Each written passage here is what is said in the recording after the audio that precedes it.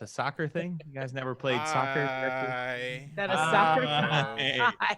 How is Hi. everyone doing? Welcome to the Demonplague. My name is James Intricasso. I go by he, him. It is awesome to have you all here with us today where we are going to talk about Rec League soccer all day. I'm just kidding. We are going to talk about Dungeons and the Dragons, and I am going to throw it on over to first our guest who is joining us this week. Noelle, tell us who you are, a little about what you do in the world of tabletop role-playing games, and we'll introduce your character once we actually get started playing. I'm Noelle Cherie. I am a player and the editor for Dames and Dragons, the podcast, which is a very silly venture, but also full of just teen feelings. So let's see what I do. Yes, it is an excellent, excellent podcast right here on Don't Split the Podcast Network that people should check out. Rudy Basso, who are you and who are you playing? Hi, today? I'm Rudy Basso. I'm playing. Oh no, I'm in the rock spot on the overlay. Whoops. You are. I'm playing rock. I was just about to message you about that. Yeah. Team Stealth is in the wrong spot. Yeah. There we go. I'm playing Rain Bowie, a human monk. Oh, excellent. Yes. Excellent. Oh, yes. you sounded genuinely surprised. Yeah, like, oh, right. Rainbowy. Session that 34. Oh, yeah. Guy. 34 episodes of Rainbowy, everybody. And Lauren, who are you and who are you playing? Hi, I'm Lauren Urban. I'm playing Rock the Rogue. I'm not playing a monk. That would be bad. I don't know how to play a monk. I haven't played a monk in a while. You're both she, her, and I might sound a little more hoarse than normal, than bird. I might be more hoarse than bird, but I'll do my best. Ah, yes. She's more horse than bird now, just like Darth Vader. TK. Who are you and who are you playing? I'm TK. I'm playing Isabel, halfback, a half-orc battle master. I'm sick and right now regretting getting out of bed for this because we're going to be making horse and bird jokes all day. Oh, don't worry. I can guarantee you're going to regret getting out of bed. Oh, I mean, I don't know. These chocolate chip waffles that are definitely like 6 months old. Mm-hmm. Mm-hmm. They're doing half that work for you. Excellent. Excellent. And Robert, who are you and who are you playing? Hey, I'm Robert Iucci. I'm not playing Varg, the Hobgoblin Sorcerer. Oh, that's right. Last time I played with James was a very different kind of spellcaster than Torsten Ailhand, who is a human diviner wizard cleric of Eldath.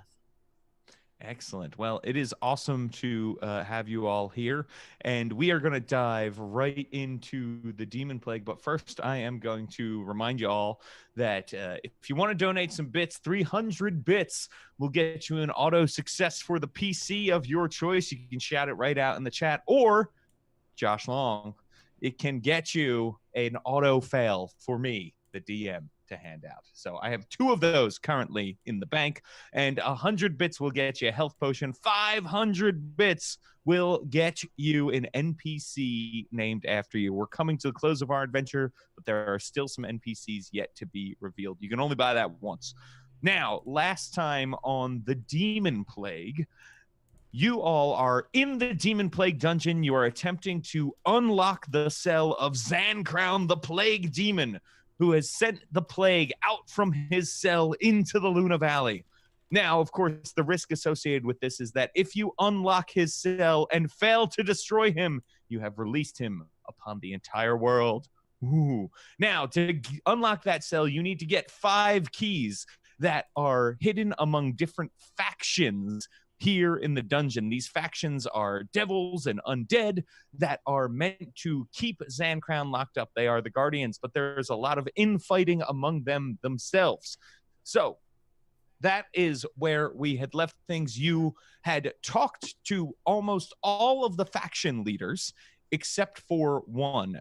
Many of the faction leaders wanted you to engage in backstabbing or that sort of thing, killing essentially faction leaders for them and getting things taken care of so that they could be the, ruling faction, as it were, here in the Demonplague dungeon. But there was one faction leader you still had not spoken to, and that faction leader, of course, is Baobab. Baobab, who is the leader of the newest faction here in the Demonplague dungeon, made up of souls that have died recently in the Luna Valley. With all of that in mind, you were going through the new wing of the dungeon where this faction resides. You faced a few hazards and challenges, and then you came into a room where you saw what could be perhaps prophetic visions of the Demonplague taking over various pieces of your life and world. You saw all your loved ones you knew dying and turning into Valak, the end result of the Demonplague, these horrible, basically uber zombies walking around. And after all of those visions had cleared, you saw a celestial figure before you. And Noelle, why don't you describe this figure for everyone? Well, she's just very tall for, humanoid. She has long black hair and silver eyes, and she smiles when you walk in kind of hazily and says, "Welcome, travelers." Oh, hi. Hi.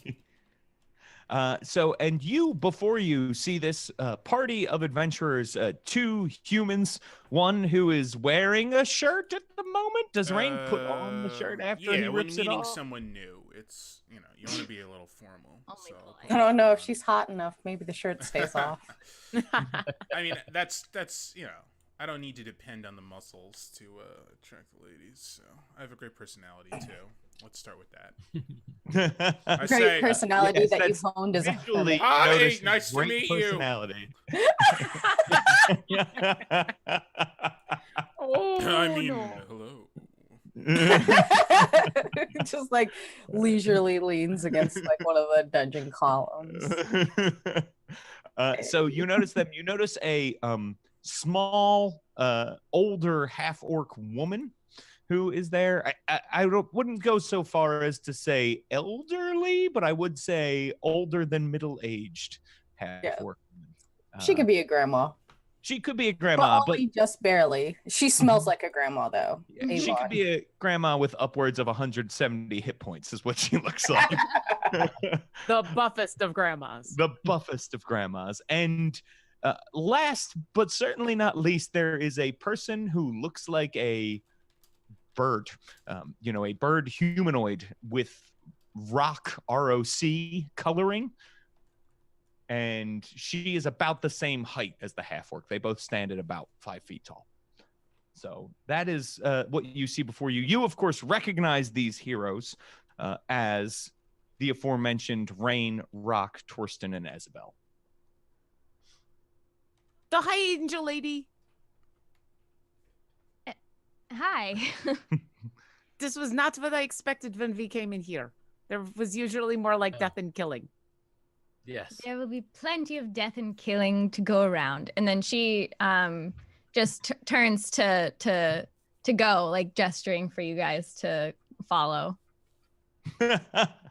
Excellent. Yes. So in this room where you all are, there are two doors. There's the door that you came in through, and then there is a door, the one that you are gesturing to is this door that is opposite the door you came in. So that's what you see. You've got two doors in here, one that led you in and one that appears to lead out.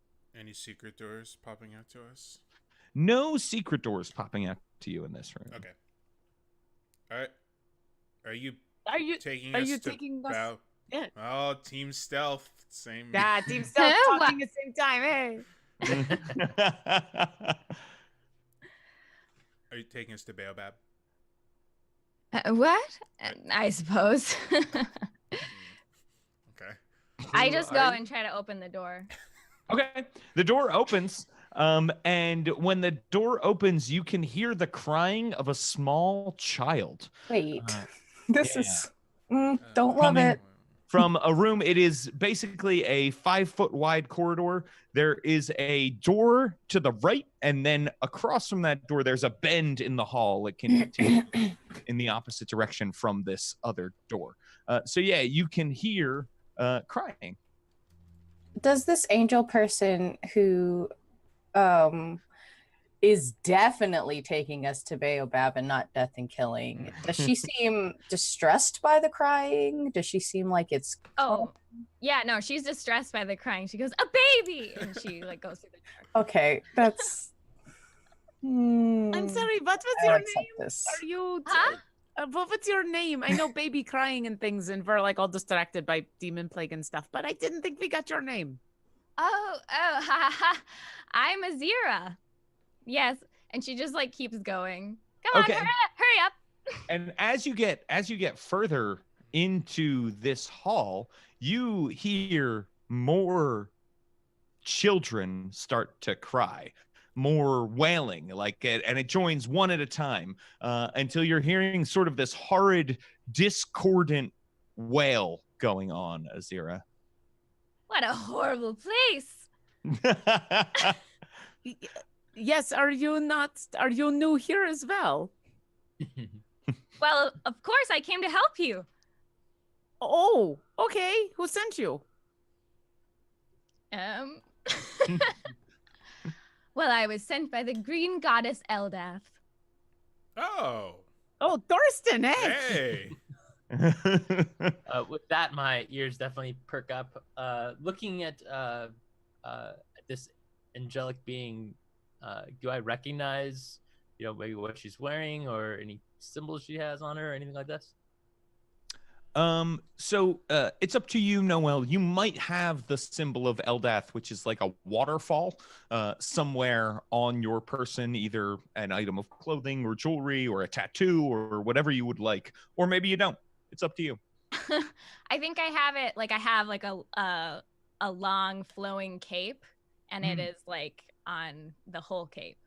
Excellent. Yes. Yeah. So you can see around and saw that. Yeah. Yeah. So yeah, you now that she's in the hall and there's this chorus of screaming that is very worrying to you, but it doesn't really seem to have any other effect on you, Azira. Okay. We hear that as well, though. Oh, sorry. Yes, you can hear it. However, if you're still in this other room, you just hear the one baby crying. And does Eldath have any, is Eldath known to have, angels and stuff that work for her? With her? Yes, so you know that Eldath does occasionally have angels who do things like deliver messages, or they might bless the land in some way so that crops can grow, or nature can sort of have a wilder place. There are tales of them coming down to touch tainted lands after evil has been driven off to make the land, more wild and fertile for green things. All right. So Torsten will, with that new information, he will kind of, move forward, and I want to sort of, make some sort of gesture and kind of ask her, I don't know, some kind of thing that would probably be common known by worshippers of Eldath, but would maybe be harder for someone else to know, just to kind of test her to make sure she's who she says she is in this strange place. Sure. You want to give her an Eldath trivia quiz? Not really like a trivia quiz, just say something that would maybe elicit some sort of response. Gotcha. Like a peace be with you, and also with you. Yeah. Gotcha. The secret Eldath handshake. Yeah. Exactly. Right. Exactly. Okay. Sure. You can do that. Make a religion check. All right. So some, but they're probably more common. Let's see how obscure we can get.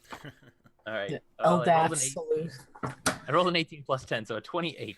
A 28. So this is a very obscure, really known almost by secret sects of Eldath. Noelle, you know the response. It's up to you whether you want to give it or not.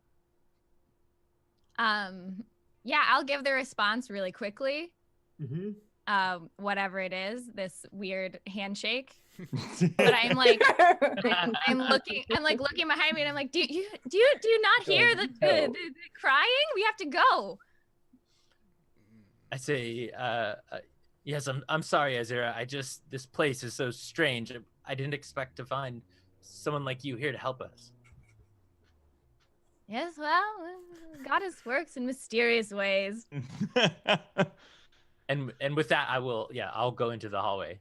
Okay, great. Is everybody following at this point, or are you all staying in the other room? If Torsten seems pleased and I'm not getting a lying vibe off of her, I'll follow. You are not getting a lying vibe. You're getting a very genuine vibe at the moment. I can't believe how many obscure handshakes these kids have nowadays. I watch them form like a little rocket ship and Yeah. Mm-hmm. Sure. Yeah, I guess I'll go. It's a waterfall with her. We end with like bump our hips together. Yeah. Oh, Pizza Hut. Oh, Pizza Hut.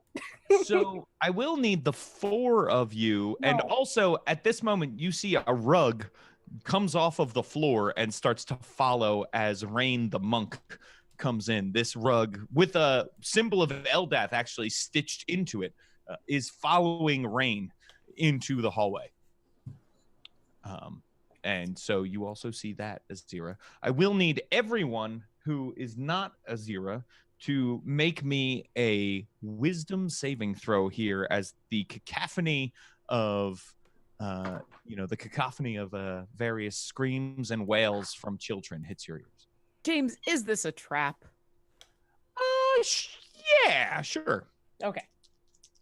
I hate this. It's really sad because, like, Isabel, of course, would be distressed by children crying, but I, TK, love it. Like, I'm not gonna lie. I think children crying is about that declaration.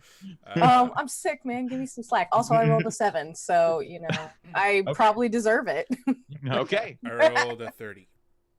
Okay. Wow. Do they sound like young children, like toddlers? A variety. A variety. Yes. Delicious. Torsten got a 19. Oh my God. Okay. Thanks to this being a trap, I got advantage, which means I rolled a natural 20, so I got a 31. Hey! Natural 20. So every time a natural 20 is rolled, we give away a free PDF, which we'll do at the end of the show. If you're in the Don't Split the Podcast Network Twitch chat, we have a secret code for you to enter, and our bot will take down your name, and then we will do a drawing again at the end of the episode for a free PDF of this, a level 1 through 20 adventure for you, folk, or someone out there. So, Rudy, what is our secret code? ! Dames and Dragons. ! Dames and Dragons, all one word and spelled out. So go. Reminder, Don't Split the Podcast Network Twitch chat is where you want to be for that.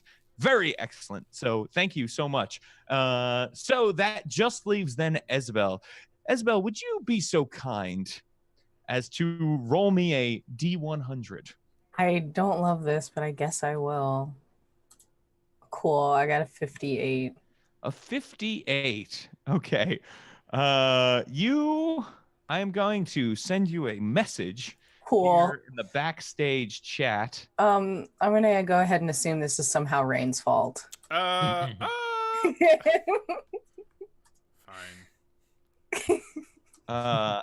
This is actually, I don't know how much this is going to affect you. Oh. So no. I have sent you the message. Oh, like it just okay. Now I'm really curious. Okay. Yeah, it probably will affect me slightly more because there is now a literal angel with us. Yep. So okay. It's done. What is it? Can't wait. Dezebel has this Find pause, out. and meanwhile, Rock is looking at Angel Lady. He's just like, so what do you use on your wings? Do you have to like preen them, or because you don't have like claws or wing anything? talk. What do you use? Yeah, They look very nice. You're keeping them very well kept. they're okay. It's like, Look, wow. they're very nice. Look, they're like all white and things. They're very pretty. Azira waves her hand and she's like, "It's magic, of course. Where's the baby?" So Can Azira, I cast detect good and evil? you can cast detect good and evil. So when you do, let me. Don't look at Isabel. You I'm gonna are look everywhere, all around. right. Well, good and evil helps you specifically detect the presence of fiends and undead, right? And babies. And fiendish babies. Yeah, do babies count as fiends in this? Or are they I just think and strictly humanoid? consecrated and desecrated, I think. Yes. So yes, you can see that you're at this bend in the hall now, and you can see the bend in the hall also ends in a door. So you've got two doors. The door to the north of you can sense many undead and fiends inside. The door to the south, you can sense that there is a fiend in there, but it is also weirdly consecrated ground. It is holy ground, as well as there being a fiend inside of there. What do I see when I look at the party? Great question. So they're all generally pretty good, you know. Okay. Just an amorphous gray blob of a rain. I would say that yeah, Torsten and Rock shine brightly, and there's like a muted kind of nightlight level from Rain and Isabel. It's not like a dark evil vibe. No. But it's definitely a back pew Baptist vibe. Yeah, that's a great way to put it, honestly. But some qualifiers needed, I see. yeah, I would say if Azira looks towards Isabel with like a scrutinizing look, Isabel will interpret that as sizing up and will immediately go into know your enemy, like sizing her up as well. Oh, sure. Oh, okay. So yes. So while you're watching her, you learn that she has a strength, dexterity, and constitution of 18, an armor class of 17, and 136 hit points. Yeah. No And levels really- of fighter. And really nice wings. And really I mean- nice wings. I mean, they're respect- okay. They're just huge and great. They're okay. Oh man, powerful. And they fold up They're perfectly. magic. Like, They're not real like yours. Yeah. Rock. The wings aren't magic. The wing care is magic. Okay. right. Listen, I I do mean, the not wings are focus. magic. Technically, maybe No, I'm. I mean, if I had magic, I would, because sometimes getting behind in like the spot right between your shoulders really. Oh no, babies! Sorry, babies. Yeah. In fact, gross. Rock, with So- your incredible passive perception, Yes, you hi. notice that like as you're moving through this hall and kicking up dust and stuff, it just doesn't stick at all to Azira. It sticks to the rest of you, but it's like dirt and grime cannot touch this being. I look over at Torsten and I say, "No, is that because she is like magic or she is angel person?" Um, And I'll point to the dust. Okay. It's probably a little column A, little column B. Are there more babies crying from the north, or are there more babies crying from the other door? There are just babies crying everywhere, Rock. Right. To you, Oh. it sounds like they're right here in the room. Oh, this is loud. It's invisible baby. No, if they're visible, I know that they're there. I'm sorry. Where are these babies? So I'm gonna report what I sensed. That in the north there's like a ton of undead, as you said, Mm-hmm. and then in the south there's just one fiend in consecrated ground. And then I'm just like wide-eyed. I'm like, what should we do? What should we do? is there any difference between the two doors? There is not. Both are sort of the same stone door that you've been seeing throughout the Demonplague dungeon. Are you new here, Azira? There's undead everywhere. Everything is undead here. So it might hit. Okay. Did you wake up from a dream and end up here or something? Like, Didn't Eldath give you like a one sheet for this? Come like on. a briefing. Seems or... incredibly naive. We should I'm here to probably help just you. leave her. You're here to help us? Did Eldath send you to help us? Of course, I already told you that. Oh. That's No, super like, cool, but Eldath was just like, here you go, just do what you can, or what? Like, Right. no additional information. Listen, Eldath may have had a long weekend at D&D Live and sent an email in the Uber on his way home last night. listen, even Eldath gets con cred. I'm gonna take this as a personal attack. Well, I think the fiend sanctified ground sounds more interesting than more undead. Okay. Sure. So Okay. I'll go. Rock, you wanna check out that door? Do your thing there. Doing my thing. I will check the door for traps, check the door for locks, check the door for funness. Yeah, just because Okay. we're surrounded by undead doesn't mean we're in danger necessarily. Gotcha. So, And Rock, are you going to do a quick check or like a thorough check here?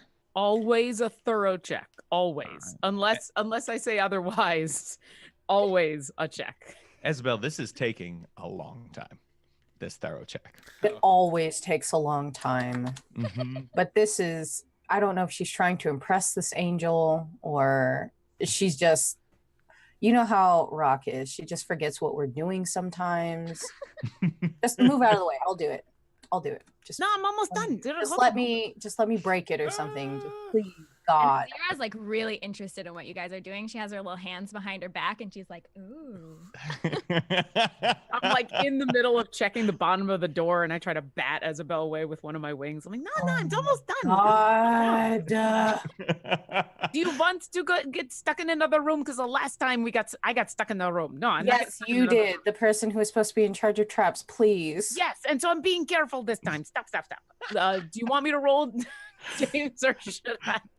We'll call this sort of taking 20, as it were. Okay. Everybody, inspiration across the board right now for all people. So everyone's got inspiration. As Rock, you see there are no traps on this door, and you are able to open it up. And when you open it up, you can see that this looks like a little temple. There are 3 rows of stone benches set side by side.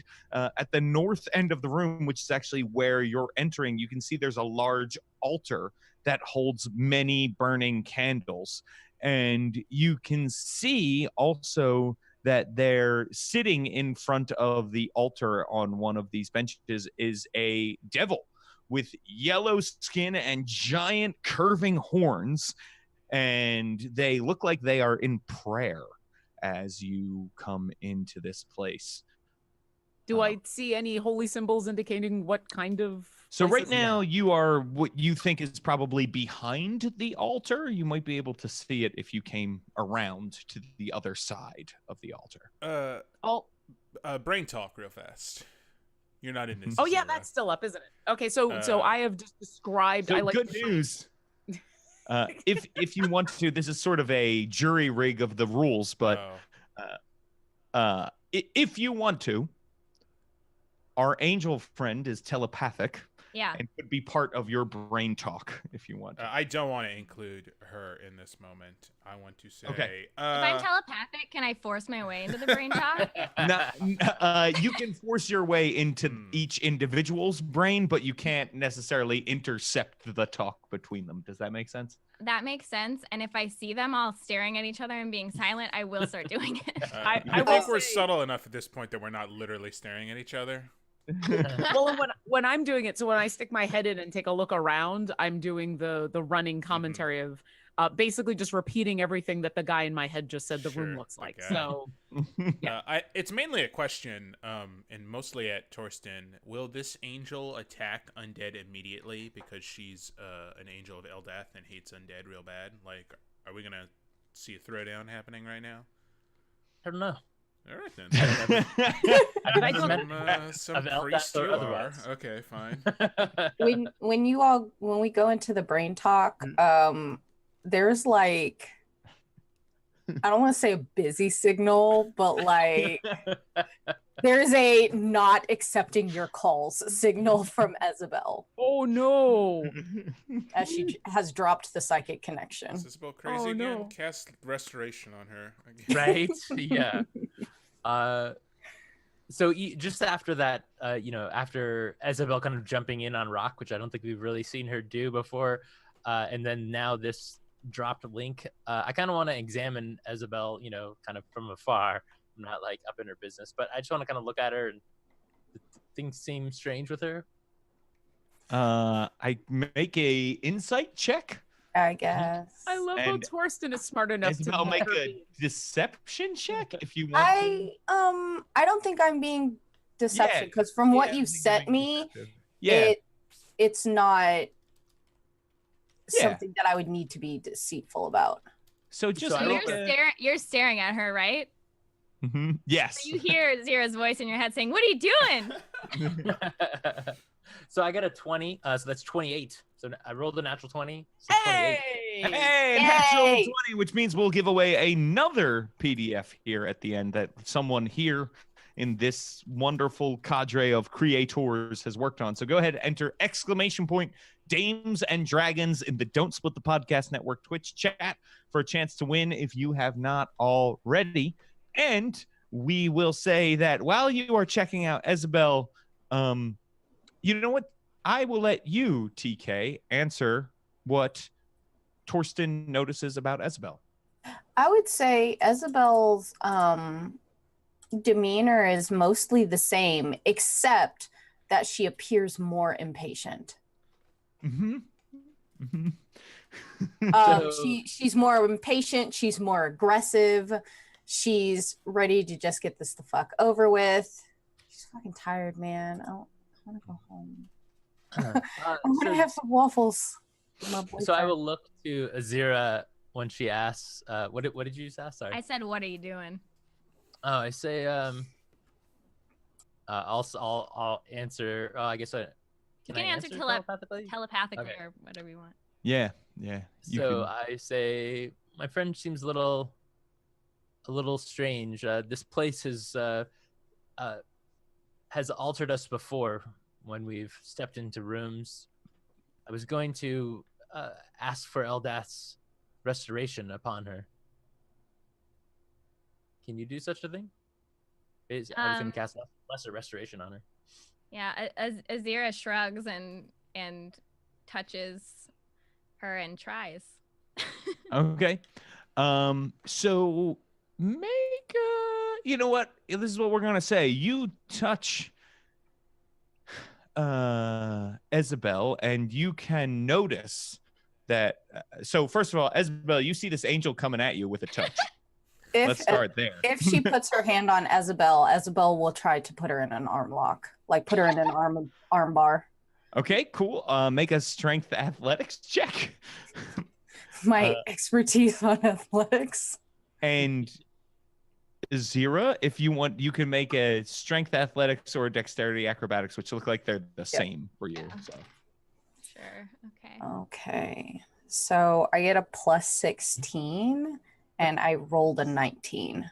Cool. Oh, that beats what I had. Okay. So yeah, you put this angel in an arm lock. However, you are still touching her now, right? Because you're in this arm lock, and you're able to tell something has magically affected Isabel in some way. Okay. But it is, you also can tell this is a condition that will require more than a lesser restoration spell. Okay. Would you call it a curse, disease, poison, blindness, or deafness? Yeah. You know what? I would probably call it a curse. Okay. So then I'm going to use healing touch. Okay. So Isabel, as you feel this magic wash over you as you put this angel in an arm lock, and the thing that I sent you is gone. Oh, okay. I choose to say that and by the way, when you put Azira in the arm lock, she starts like laughing and she's like, mortals have such funny customs. God, Isabel would be so fucking mad. I'm about to Yeah, I start. was gonna say I don't know how much is about However, the healing touch has like softened a lot of the edges of it. I'm not gonna lie, the flaw remains, but it's not as aggressive. Yeah. And she still thinks that she is the smartest, wisest, strongest, fastest, and most beautiful person she knows. So that was the flaw that Isabel gained. Yeah. But I partnered it with my other flaw, which is I tend to think before, or I tend to fight before I think. Yes. So yeah, you feel this magic watch over. You, Rock, are watching sort of through the crack in the door, and as that laugh happens, there are two things happen. One is the laughter of Azira drowns out the screaming of children that was going on in this hall, and it just so stops. Nice. Oh, I hate suddenly. it. Oh, it's so much nicer. And as that stops, you notice the devil in prayer look up towards the door, which you have cracked as you're peering in there. Make a stealth check. Sure. So bad. That'd be another natural 20. Oh my gosh! Hey, boom. I almost feel bad, but it's Don't be. We got a lot of new people watching today, so welcome to everybody who is new watching. Thank you so much for tuning in. that does technically give me a 31 in my stealth, if that helps. Yeah, so you're able to he looks up at the door curiously, but he doesn't notice that it's cracked or the bird eye that's looking through it all. And the devil shakes his head and goes back into prayer as this is going on. And enter exclamation point Dames and Dragons in the Don't Split the Podcast Network Twitch chat for your chance to win. That's at twitch.tv/Don't Split the Podcast. So, all right. So yes, so the crying in this hall has stopped. Isabel is no longer mad, and now she takes the armbar off. She's like, whoop. Yes, your arm is free, Azira. What would you all like to do? Are we going in here? Like, I think the devil thinks that there's something weird going on, but he hasn't noticed us yet. You're saying that in the brain connection? Isabel, have you rejoined the call at this point? I don't think Isabel can rejoin the call. I think it has to be initiated by someone else. So then in that case, Rock would whisper it so that you make sure that Isabel could hear. I don't think, stage whisper. The devil! Oh. So yeah, based off of what Rock had said before, or Rain had said before, I'll turn to Azira and I say I don't know the politics, I guess, between you and devils. There are many undead and devils here, and it's not something that I have enjoyed seeing, but we have had to deal with them on more. I'm ready to deal with them, I say. well, and by deal with them, I mean we've had to talk with them and make deals with them to try to get what we want. Otherwise, we would have to fight all of them. They used to be people, and then they got turned into this stuff. So they weren't like originally demons and devils and things. So, Azira, you would know that what Rock is describing is the way all demons and devils and undead are made. They all at one point were mortals. Yes. Rock doesn't know that though. Demons. Yeah. Sure. Devils, go on. But more, it just seems rather pointless. If we kill them, they come back within 30 days. So we don't want to risk ourselves failing by just fighting all of these things for no reason. Also, they have lots of good information. Well, I can't make any promises, but I'll take this under advisement. Should I knock? That would be polite. Rock will knock. Like open, like do that thing where you open the door and are knocking on it at the same time. Hello? Sorry to interrupt. You knock and you see this devil stands up kind of abruptly and bamfs a pitchfork into its hands, but is just sort of wary, is not rushing the door or anything, Old school. and looks at you as you come in. Are you Baobab? I say. The horned devil shakes his head and he says, "Are you with Legbuzz, or are you with Eligree's people?" No.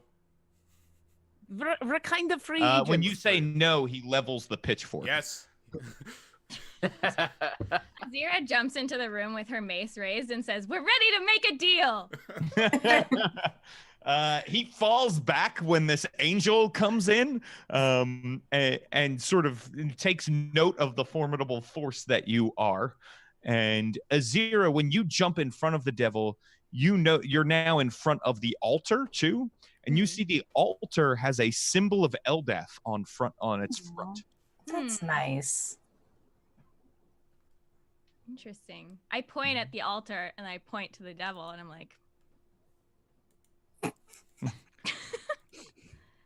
"What's this all about?" Some shifty business. And the devil says, well, in life, my name was Isperil. I point at Torsten. I point at the guy. I point at Torsten. I thought Isperil died of a heart attack. What happened? He died under mysterious circumstances. Mysterious. Yeah, remember we were in prison at the time? Yeah, we all part so that Torsten is just standing there. Oh my gosh. Yeah, Torsten will kind of step forward, kind of looking. Are there any signs of the person I knew here? So yes, when you look at this devil, well, they are like a giant great horned devil with fangs. Some of the features, the nose, the eyes, and sort of the construction of the body looks similar to Isperil to you, as if Isperil were turned into a giant devil action figure almost. But you know, like when they turn Mark Ruffalo into the Hulk, and you're like, I can tell that's kind of Mark Ruffalo in there, but it's also the Hulk. That's what it looks like. And when the people part to reveal you, this devil's fork clatters to the ground, and they begin to walk towards you. They actually push by the angel on their way to get to you, Torsten, and try to embrace you. Oh. Okay. So seeing that I recognize, I will kind of somewhat hesitantly, but also like I guess probably once I feel like I'm sure that this is Isperil, I will hug him. Okay. Yeah, and he will hug you back and say, "You're really doing it. I knew you would do it." And turns to all of you and says, "I heard that there were adventurers here seeking to destroy Zancrown, and I hoped it was all of you." And then seeing the angel, he then gets down on his knees and says, "Forgive me, Great One. I did not realize that I was in the presence of a servant of Eldath."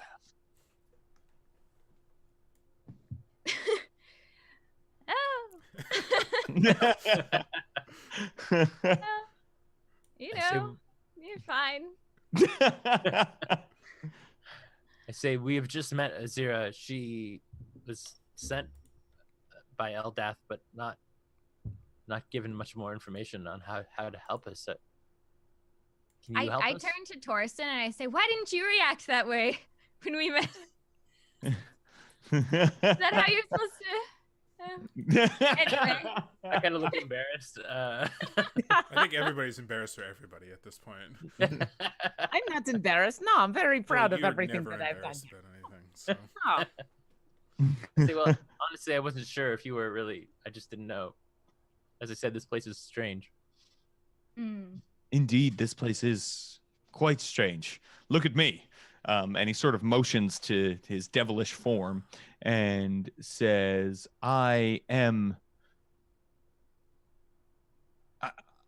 this place, this little room here is my domain, hence the look of it all and the shrine to our goddess. But there is a problem. There's a lot of problems. Some people, forces belonging to another devil named Eligri, came through several secret entrances. On their way here. They are meeting at the moment with Baobab, and apparently there is some confusion. Eligri thought you were working with her, but now believes you might be trying to kill her on behalf of one of the other factions in here. We're trying to gather information. Yes, it's quite convoluted. She's been listening in on our conversations, and there were other people who want her dead, and we were just like entertaining conversation, and then talked afterwards about how, no, we don't want to kill her, and then went to talk to other people who didn't want to kill her, but then knew that she was listening in. It was very confusing. Yes, it seems she's very confused.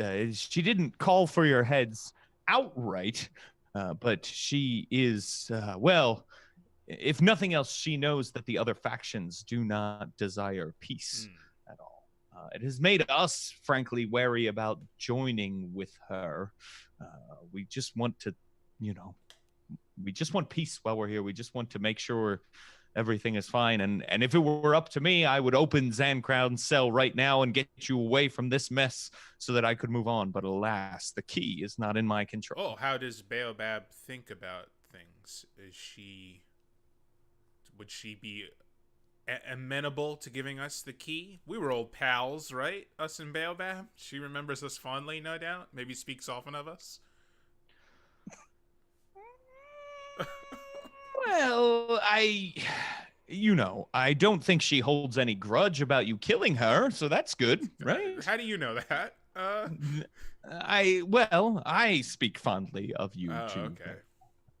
When I heard about these adventurers, I suggested it might be you, and such is the way of things here. So wait, is everyone who died in Tomar's Crossing here? Like anyone who died is here, or only select few are pulled. Those considered worthy to serve in the dungeon. Oh, good job!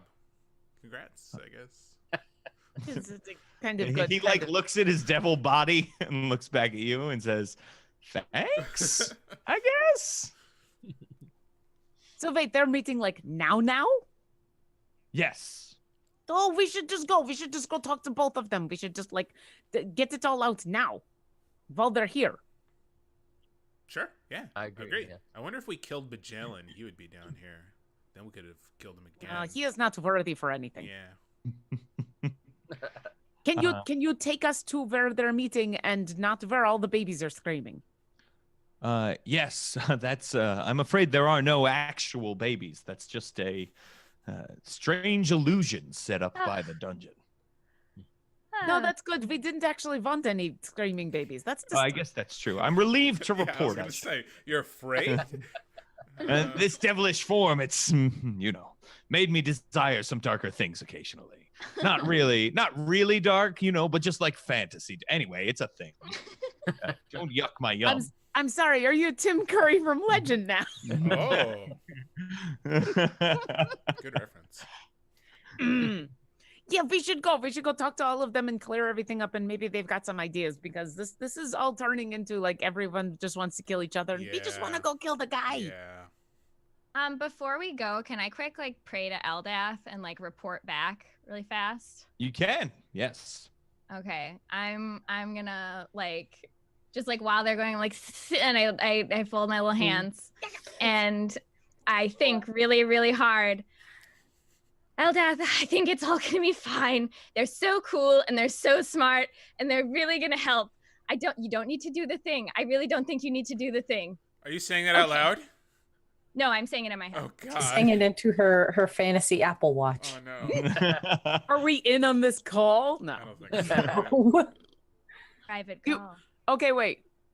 I'll ask, because can I read her face at all to see what this prayer is about? Is she just praying, or is this report back include that you don't have to do the thing and I notice something odd? I guess make an insight check, and you can make a deception check. Everything is fine. This is fine. It's a lot of the party trying to figure out each other's motivations this episode. I got a dirty 30. You know what? I got a 7. So. You can, I guess, what do you think your face looks like in prayer? Just like really like screwed up, like distraught. Yeah, so that's what she's making like just cool it gestures to the altar.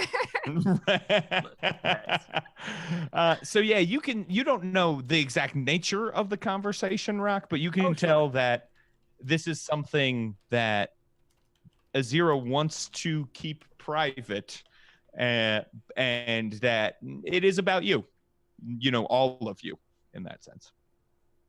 I will wait for her to finish. Okay. I'm Very done. respectful. As soon as she stands up and seems like she's done, I'm going to go, so what did you tell Eldath about us? You looked really, like, constipated. As an angel, that's not a problem for me, but... Oh, that's good. Oh, thank you. I just told Eldath that you're all very capable, and Eldath shouldn't need to send any more interference than just me, because after all, I'm here to help. The interference? You're not interfering. You said you're here to help. Why would he send interference? I think we should hurry up and get a key. Agreed. Okay. Okay. Are we on like a timetable from Eldath now? This is weird. Okay. She'll kind of let the rest of that slide, but she's going to keep a closer eye on Azira. Rock, while this conversation is happening, you notice, and Rain, you actually notice this too, because you have a very high passive perception. I do. That there are a couple of hidden drawers carved into the altar. Ooh. Yeah. I want to You open see they're things. carved into the front of the altar there.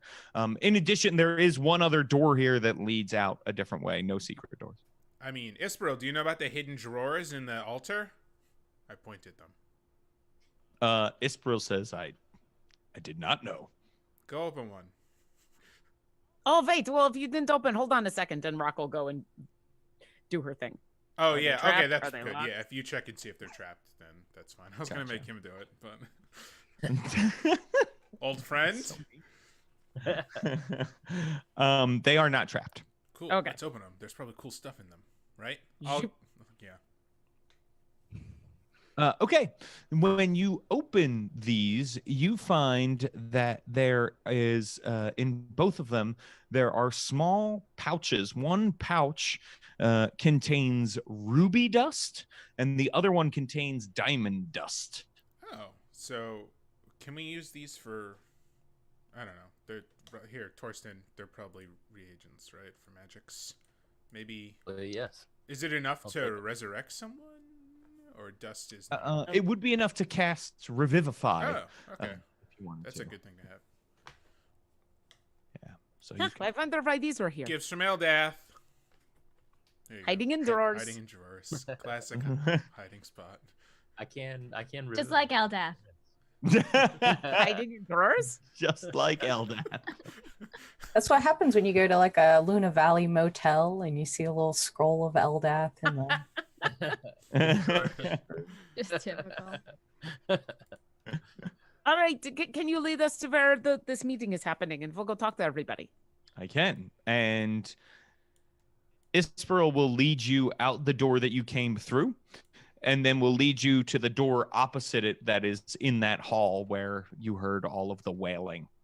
And we'll say, before you go in, he says, now, before you go in, when I thought it was you, I argued perhaps a little too hard that you were doing the right thing.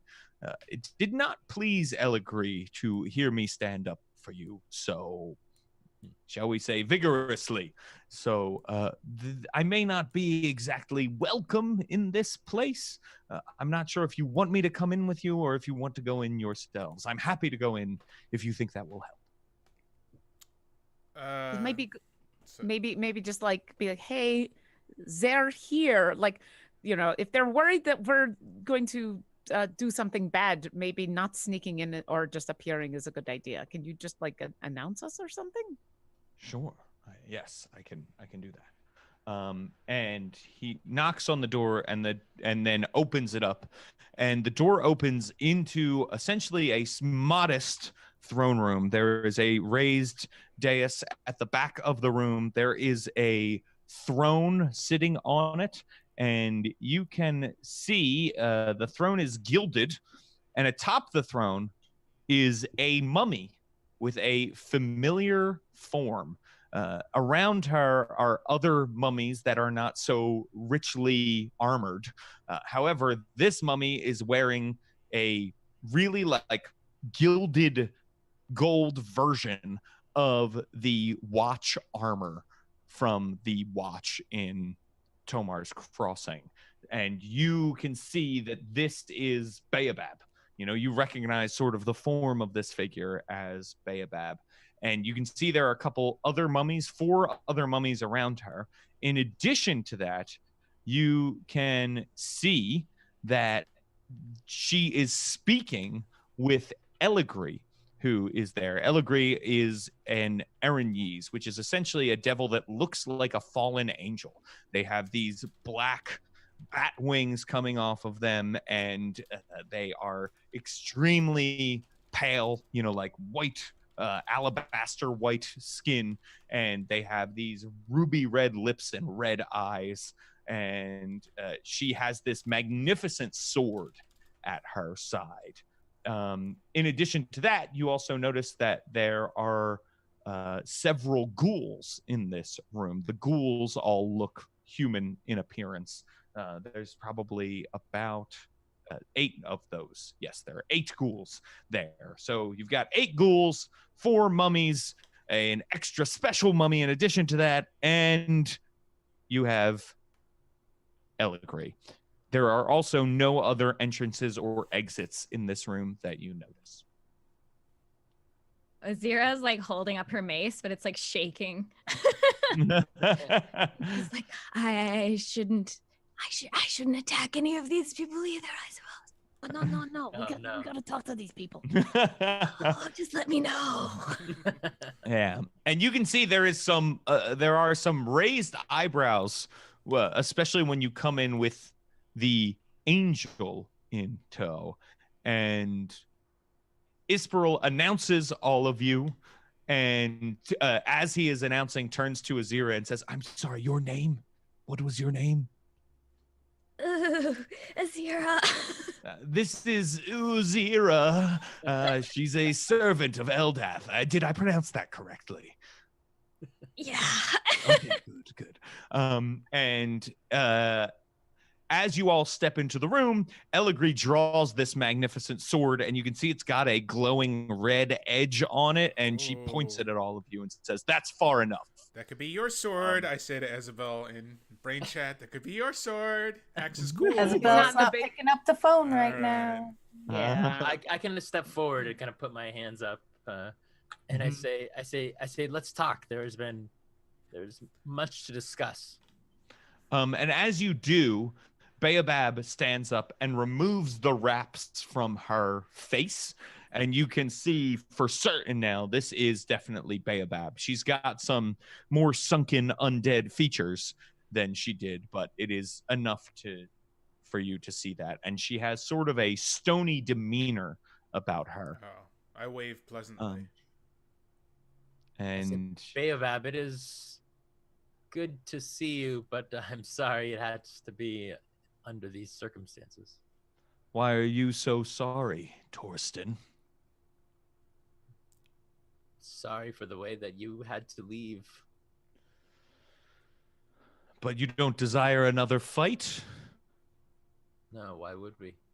We only wish to see Zancrown put down, to see all of you released to where you should be.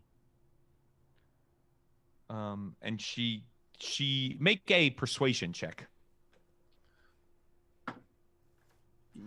I rolled a 6, so that's a 15. Okay. She gives a quizzical look at you and then gives a quizzical look over to Eligri. And Eligri says, yes, and I suppose you desire those keys by any means necessary. I say we are aware that you heard or saw the conversations we had. We had to get all of the information. We didn't want to start any immediate fights by completely denying someone's request.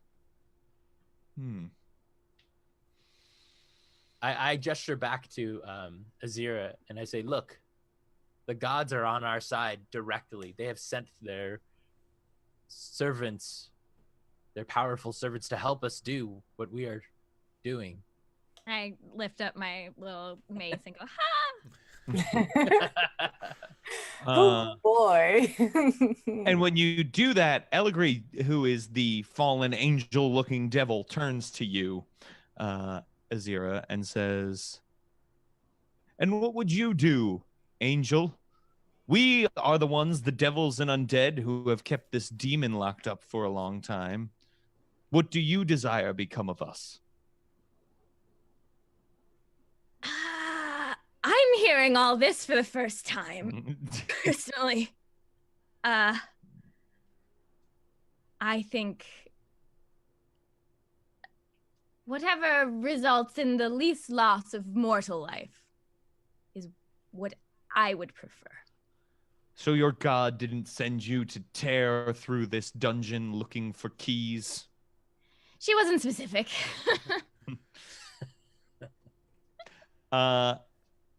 Azira, make a persuasion check. Okay.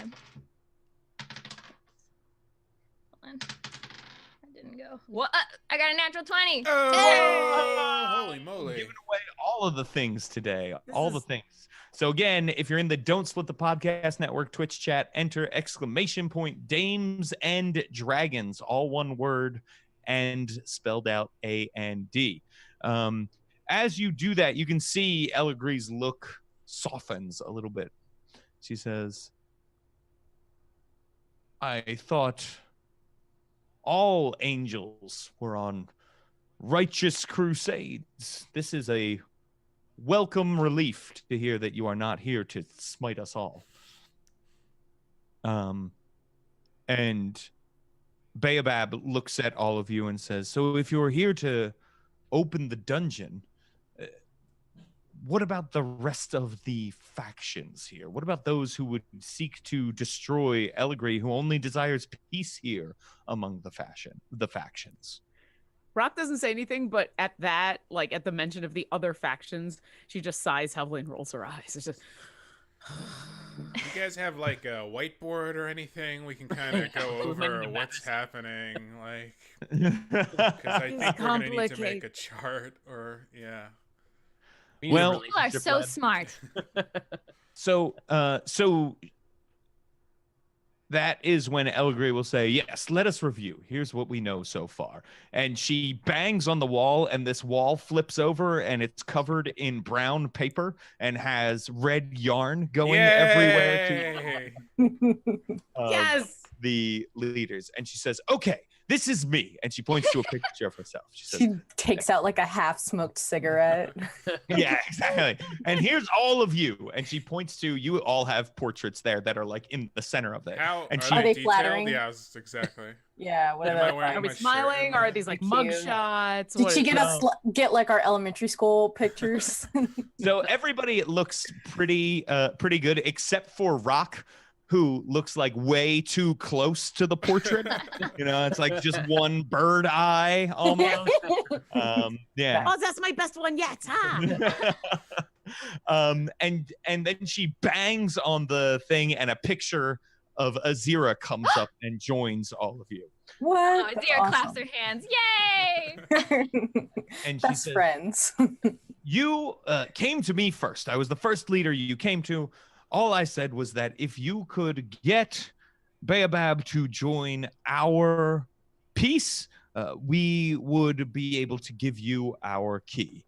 But then, instead of going to Baobab, you turned around and went for some reason, to the hobgoblins and the goblinoids. All these secret doors, you know, you go through one door and you end up in another place. That's, I think, kind of what happened there. Yeah, I think it was like, aren't you only mad because like you thought you were best friends and now you're not though? Like if you were still best friends, you'd still think it was a good idea. I definitely feel like this is misdirected at us. There's anger misdirected at us. We definitely thought we were This going is to some projection right here. We're not the true. ones you should be mad at. If I remember correctly, the reason we went there is we thought we'd have a better chance at getting Baobab to agree if we had two factions who were like, yes, let's do this. We didn't know we were showing up to goblinoids who were like, let's kill everybody. Ah. Yeah. And she nods and she says, fair enough. I was duped by them as well, apparently. So what I can tell you is that we know that they asked you to kill me and make it look like the dwarf faction had done it. And then she goes over to a portrait of Jariat. Although this portrait is very different. You see Jariat in like a vampiric form as she is talking about him. And you know he is now a pit fiend. Oh, you need to update your pictures. That one does no. He looks like well, your friend isn't a pit fiend though. He's just a big devil with horns, right? Right. Yeah. Okay. These are like bigger horns, muscular. Like he's not a vampire anymore. Yeah, this is his college graduation photo. We're looking for a grad school. Do you know why someone could change in here like that? She stops for a second, considering it, and she says, well, sometimes the more time one spends, the more they evolve. Their form can change here in the dungeon, especially if they, years of service. It's why we see people turning into liches. And she motions to the elf faction leader who has turned into a lich, as you know, because you have met with Vaynala. And so she says, Vaynala is a lich. She said she would give you her key once you had all the other keys. So what we know about Jariat is he asked you then to kill either everyone in my faction or everyone in the faction of the goblinoids. Yeah. And now you're here. Yes. And I frankly don't know what you're doing because you told everyone you would do everything that was required of you. We don't know what we're doing either. We have to come up with a decision. You don't know what you're doing either. And that, everybody draws weapons in that room. Rock, please. I can't kill everyone in here. I can't. I mean, I could. All right. Maybe okay. Actually, this actually kind of works out in our favor, like realistically. I was going to say there's two of them here. That's 2 cues. How many mummies are there here besides? I'm just wondering. Total of 5 mummies. 5 mummies. There are 8 wraiths. There's Eligri and our friend, but I don't think he'll be far. Wait, you said Eligri was hot, right? Oh, we know. No, that was. That's the goblin lady. I just wanted to make sure. That was the dwarf woman. She looked like. Tessa Thompson. Yes. My wife. I'll see all the swords drawn. I'll go like, no, not like we're thinking about murdering people now. We just have to figure out what is the smart thing to do. Yeah, what is the most efficient murder? Yes. She looks just annoyed that everybody would immediately jump to murder. Yeah. Torsten is kind of shaking his head and just like, we need to stop Sandcrown. That is all that is important. All of this place, all of the drama that is happening here. I'm sorry, but it is not real. It is not for any purpose of mortals. You are all creatures of this place. You are not. When we release you, you will go to where you belong. You do not belong here. So whatever we must do to make that happen, we will do. At this point, I think if we go after the goblins, that would allow us to get all of the keys. Yeah, because the dwarves want us to kill the goblins, and the goblins want to kill you. So maybe you can give us your key if we kill the goblins, and then we'll get the key from. Yeah, I think the goblins are the ones to go for. Plus, they wanted to kill you, right? Don't you want to kill them instead? I hate goblins, I say. Good. Eldath's on board. I look surprised, yeah, that you say. Undead, okay. Goblins, Low. Apparently there's much I have to learn about the ways of Eldath. So as you, when you're saying that, Elgri says, yes, and what about Jariat? He too would betray this peace. He also must go. I hate Jariat, I say. What did he ask again? He wanted us to kill either Eligri or the goblins. No, he wanted the genocide. He just wanted to fight. He wanted to fight. Yeah, he wants genocide for either the humans or the goblins. So yeah, we go kill goblins, which sucks. Oh, no. But then we get their key. We go back to dwarves. We've killed goblins. We get his key. You give us your keys. We go to elves. We get key. We're done. It she sucks. says, new term. Okay. Why are you moving the goalpost? Yeah. And she said, well, maybe you should have just slain those who didn't want to work with me to begin with, and that would have been much easier. But that's the opposite of truce, so I don't. I don't need you to kill all the dwarves. I just want you to kill Jariat. Oh, good. Gosh. Okay. That's awesome. Okay. That simplifies a lot. Well, the goblins might be cool if we kill the dwarves. They might be like, I want all of the goblins dead too. Oh. That is not the same as I only want Jariat dead. Oh, well, I'm saying think you instead have of to- all of the goblins and all of the dwarves, I want all of the goblins and Jariat dead. What if we just kill Legba though? Does it have to be all the goblins? Go ahead and make a persuasion check there. Thank Esmond. goodness. Did I'm Jariat actually want all the proficient. goblins though, or did he just want He like wanted everybody. He wanted all the goblins Okay. because I'm not super like into the genocide route. So Sure. Rock usually isn't, but like this place, everybody comes back in 30 days, true. and she thinks, count, right? yeah, she thinks we're gonna kill these guys, and then we're gonna kill Zancrown, and then everybody's gonna go do what they need to do. So she's Just because you can resurrect somebody after you kill them does not erase the killing, though. no true. She thinks These aren't she thinks mortals, it's they don't stuck, think. but it's not. It's not genocide. It just sucks. Temporary napping for them. It's Okay, forced so I nap. rolled a 13 plus 8 is 21. Ooh. They respawn. You 21. still did it, though. She nods and she says, I would be fine with that. Okay. Remove them. We'll have new leaders who truly understand what must happen to keep Zan Crown sealed in case you all fail. We're Yeah, the maybe next line the of defense. icy hobgoblin lady. Oh yeah, my buddy. She seemed cool. Yeah. The bugbear. The bugbear. Yeah, she seemed neat. So I will look to Baobab and I say, what are your thoughts on this? Baobab will think about it and she says, this is all very overwhelming. The demon plague killed me, and now I'm here.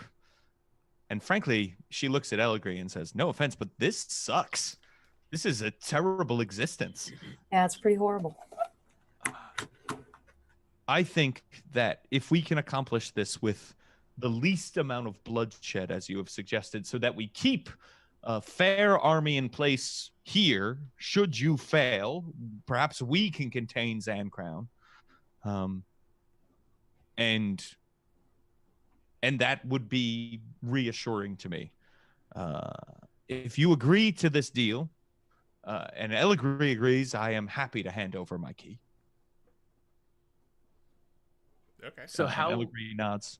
I agree. If you can dispatch the two other leaders, you may have my key. and I look to Mikey Patriots. I said, are we agreed then? Yeah. I clap. It's a deal. In my head. Just say yes, we'll figure it out later. Yes, we'll figure it out later. Oh my god. And Eligri says, good. Good. Can you give us any items to help us fight Legba and Jariat in our quest? Rain, you are always looking for fun loot. I kind of appreciate that. I'm I'm looking at her definitely going to sword. need a persuasion check Oh, there. boy. I have I've always rolled he's really like a well at 15 this, now, even so... though I have no modifier. 14. 14. Legba and Eligri shake their heads and say, we will need that in case you fail against that. Can you get us an audience with the leaders so we don't have to, or just like some way for us to get directly to them? I think that would not be the best plan, given the fact that they know you are supposed to kill us. If we set up some sort of meeting, they might know that we caught you or you were trapped or that sort of thing. Though, right? I thought they were separate from all of this nonsense. Baobab looks around and says, I could try. For old time's sake, Baobab, remember the good you times killed me in Rainbow in the gym? I gave you that medal. Yeah. You gave me that medal that was meant to mark me as a diseased person. No. It was because you were special. I was. I point to her armor and I say, "We did it only on behalf of the city or the town of." Yeah, Bajalin made me do it. He said I had to. It was Bajalin's fault. Well, then Bajalin is a true hero because I would have torn the town apart. All right. But fine. I don't. We're not buds. Don't act like we were friends, Rain. We were not enemies. Did you know my name before you decided that I had the demon plague and you would have to kill me? Listen, this is all very well and good. All now getting I was a hermit. I barely knew anybody. Rock like grabs Rain by the shoulder. Wow. And it's just like, all right, time to go. You this pulling is now no me longer from productive. A conversation. I think that went very well. How would they know? How would the dwarves know if we killed all the goblins? Like, what is their? They didn't. That is a great question. They didn't ask for any proof or anything. They just said go or whatever. Yeah. Ew. So I assume they'll send a scout or something because it's going to take them 30 days to revive. Everybody knows everything, right? We just have to assume that everybody knows everything from pretty spies much. If we just wear the badges while we murder them, they can. Well, that's how Eligri will badge know. cam. Yeah. I don't know how Jariat would know. Yeah. Let's see. What does it matter that Jariat knows? We're going to kill all the goblins, and then we're going to go kill Jariat. One goblin. Just like, bro. We haggled down to one goblin. Okay. Right. The leaders of both factions is what you. It doesn't really matter if Jariat knows or not. We're killing him. He's going to be dead. So you just take it. That's true. Yeah. Okay. I mean, let's also be fair. We say we're just killing one, but we're going to get in there, and there's going to be others. And once they find out what we've done, we're going to have to fight our way out. We should start with Jariat then. Okay. Why is that? That he doesn't know that you didn't kill all the goblins? Honestly, if we kill Jariat, we may still be able to appeal to Eligri's mercy for Legba, since the only reason that Legba wanted to kill Eligri was so that they could kill Jariat. So there's always a chance we persuade Legba perhaps into servitude or a prisoner, something like that. Honestly, the more bodies we can use, Jariat seems the least likely to help us against Xan Crown. So the more bodies we have, the better. Secondly, from a metagame perspective, I don't want us to use up all of our resources on a vampire when we know we have to go up against a pit fiend right after. I mean, none of these are going to be fun fights, but I do like that it's possible we could get Eligri to decide that we don't need to kill Legba, and that's one less fight. That's a good point. There's always that, maybe taking Jariat's head to Legba we can take Legba in as a prisoner and appeal to Eligri's mercy. Maybe Legba will be thankful for us killing Jariat too, and just give us her key. That'd be good. Yeah, and then we don't need to do any prisoners. We just need to appeal to Eligri to not be an asshole. Or kill Eligri and take her cool sword. If people come back in 30 days, can't you just be like, just hide out for 30 days? We'll vaporize you. Yeah. I mean, if we're successful, it's not going to take 30 days, right? Yeah. And we are going to be successful because we are very good at this. Yeah. Rock says to all of the people that have been talking in her head this But Baobab does not seem as thirsty for Eligree's revenge as Eligree does. And if we can appeal to Baobab as well for mercy, it's worth a try. Yeah. I think this is a good plan. I think you got a good idea. Yeah, I agree. So I say to Eligree and Baobab, I say, let us pray about this, and if we could rest, I look at Isparel, and I say, we rest in your shrine? Isparel looks to Baobab, and Baobab nods, and then Isparel nods to all of you. Yes, you are welcome to stay as long as you'd like. Well, let us retreat then, and okay. Take a rest. Yes. Oh, we're resting in the Eldath shrine? Yeah. Mm-hmm. What kind of vibe am I getting off Eldath? Like, what kind of mood is she putting out? So after your prayer, you got the response that was like, oh, okay, I'm glad you think they're cool. She leaves a prayer on red. Yeah, and then so they have a key? Is that they got a key down there, or no? We're very close. I'm praying inside my head to getting a key. Cool. Well, just let me know. I am in contact with Targanoth the Brave. No! Expedite Kadra. that plan if that's what needs to happen. Kadra. This valley's not going to glacier itself. I don't think that's what needs to happen. I don't think so. I don't think so. And she. I know this is my first mission, but I really hope you'll trust me. Oh God. And she says, "There's still time. Don't worry. Don't worry." Angel on training wings. Listen, it's better than this is my final mission before I retire. Is it? Right. Yes. One day because that worked out really great for Bruce I was gonna say, Killshatter. I do prefer Azira to Bruce Killshatter by quite a bit so far. So far, yeah. Hey, he gave me this nice cloak. He did. And I'd say that was last mission before died, and he worked out pretty great. So, God. Oh, boy. All right, we're going to go rest, take a long rest, and then go kill Chariot. Yeah, with our angelic Hufflepuff. Yeah. Okay.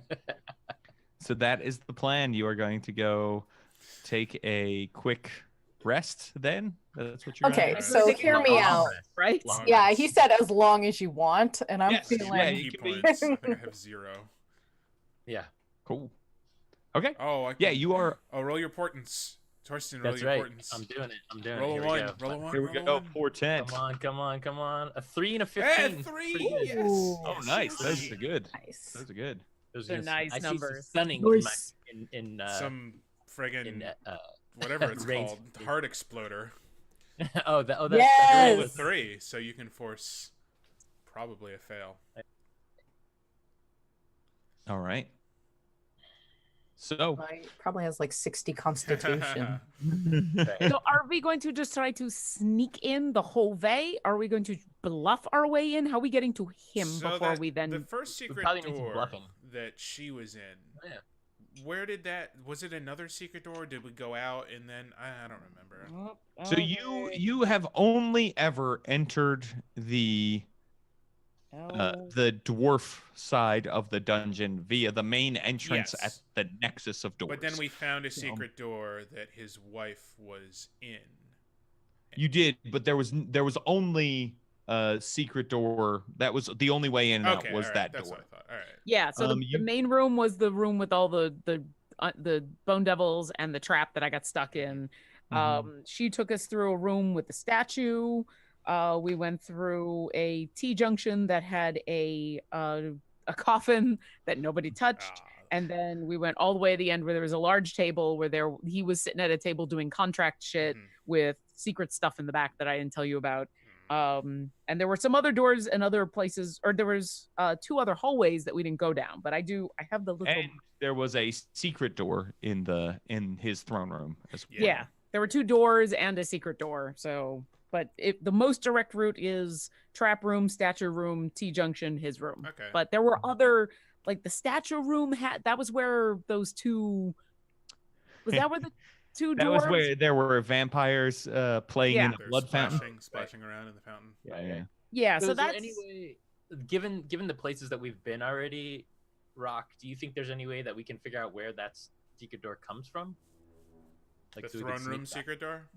Yeah. voice in my head. Can I map this out and figure out how to do secret doors? Ooh. I will say, yes. I'm not joking that I've been keeping maps. Nice. I've been mapping awesome. every That's place awesome. that we've been going, and I've been trying my best. And like every time you're like, secret door over here and secret door over here. Rock, are you proficient in cartographer's tools? No. I don't even know if that's actually a thing. Is that a thing in 5th edition? Cartographers, yeah. No, it's absolutely, and I am not. Well, that's fine. That's fine. So I'm just gonna need, I think, a straight up and down intelligence check here. Okay. Can I give her some guidance? You can. All right. Remind me what guidance does. D4. Oh, cool. Cool. All right, let's see. I rolled a 6. So intelligence check, not a saving throw. That's only a 9. Okay.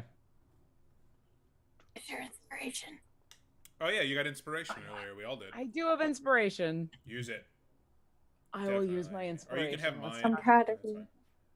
No, I've got it. We'll give it a try. Nope, that's worse. Well, Nope.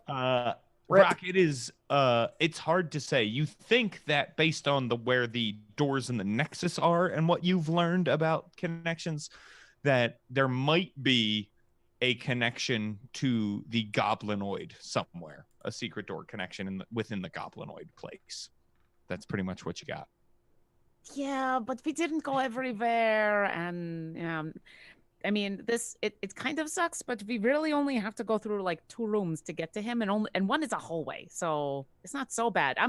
I think we can bluff our way in. It's just once we're there and fighting, I think everyone's gonna come. So yeah, we just have to be prepared for that. So all right, here's a plan. I can do my quivering palm, and if he fails his con throw, which Torsten might make him do, I have 17 days, and I can explode him at any point. So maybe we don't have to kill him. We can just make him give us his key. Because if he dies, then there's going to be a vacuum, and he's going to lose power within 30 days. So just an idea. Try and hold him hostage with the threat of That's a death. good idea, but also a lot of very powerful creatures are... they might have legendary resistance. Yep. Okay, so I'll do it. I'll do it 2 or 3 times because I can do it 5 times. Also, if we don't kill him immediately, but we've got this thing that they might just send people to attack us. And if we don't kill him, how do we convince Eligary to be pity? All right, we can just kill him too. That's fine. I guess we could use it on Legba though, sure, right? Yeah, it's always an option. It's less 2 days, so. Yeah, we could always use it on Legba. I know you got this cool toy, but it's what? I want you to use it. Yeah. We can try that on Legba if need be. Yeah, I'm I just think saying, that would be easier to 100%, keep that's all I'm saying. Yeah, no. Mhm. I mean, that's why we Hostage. got 5 shots. Yeah, All right, so we are going to bluff our way in and then just attack, or because I can do lots of sneaking.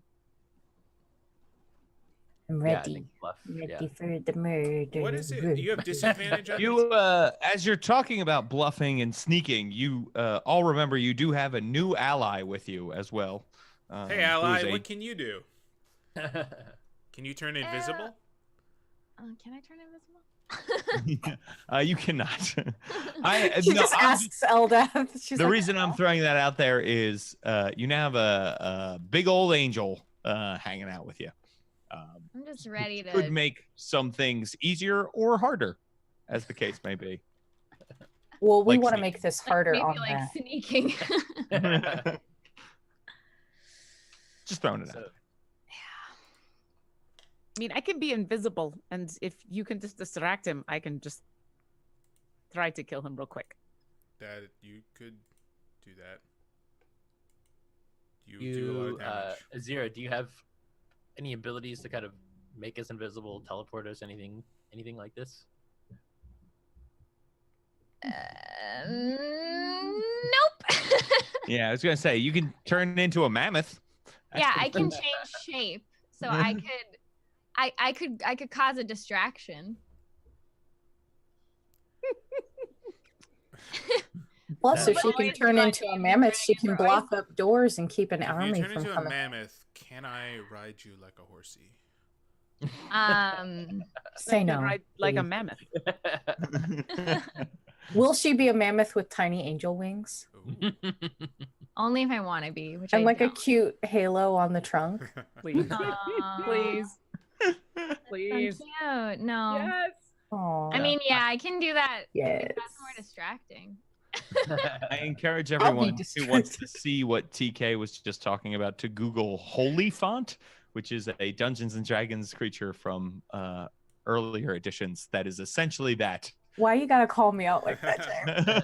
Oh no, I think it's awesome. Not knowing that weird, obscure creature from an early D&D edition. That's all right. They're so cute. Everyone's doing that right now. They're really cute. Mhm. All right. Well, I don't know. I think bluffing our way in can work. I think that's easy enough. And then